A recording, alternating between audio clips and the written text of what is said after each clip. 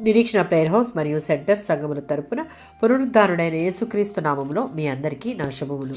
ఈ దినపు దేవుని మాట ఎఫెసీయులకు రాసిన పత్రిక 6వ అధ్యాయం 16వ వచనం. విశ్వాసమను డాలు పట్టుకొనుడి. మన చేత పాపం చేయించడానికి ప్రయత్నించే విషమ పరీక్షలు, అగ్ని బాణాలను సైతాను విసురుతూనే ఉంటాడు.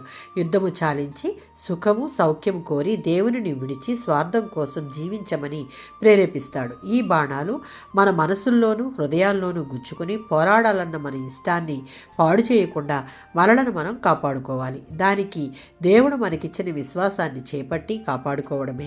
సైతాను ఓడించదలుచుకుంటే క్రీస్తు చెప్పిన వాక్కులపై నమ్మకం ఉంచాలి. ఆయనపై తప్ప మనపై మనం నమ్మకం పెట్టుకోకూడదు.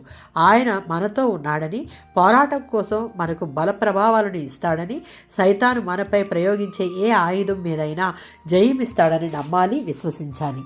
ఇది పౌలుకున్న నిశ్చయత. ఇది విశ్వాసులమైన మనందరం కలిగి ఉండాలి. కేవలం విశ్వాసం ద్వారా మాత్రమే మనం క్రీస్తును ధరించుకోగలం. శత్రువుని విజయవంతంగా ఎదిరించి ఓడించగలం. 1 పేతురు పత్రిక 5:9.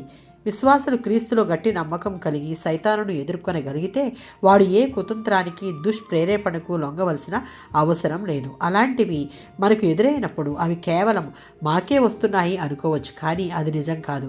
విశ్వాసులందరికీ వస్తాయి. కానీ ఎవరైతే దేవుని యందు స్థిరమైన విశ్వాసం కలిగి నాకు ఎలాంటి పరిస్థితులు ఎదురైనా నా దేవుడు నాతో ఉన్నాడు, నా వరకు ఏది వచ్చినా అది దేవుడు అనుమతిస్తేనే వస్తుంది, ఆయనే చూసుకుంటాడు అని నిరీక్షణ కలిగి ఉంటే తప్పక దేవుడు మన పక్షంగా నిలబడి ధైర్యపరిచి ఆ సమస్య నుండి బయటికి రావడానికి మార్గాన్ని ఏర్పరుస్తాడు.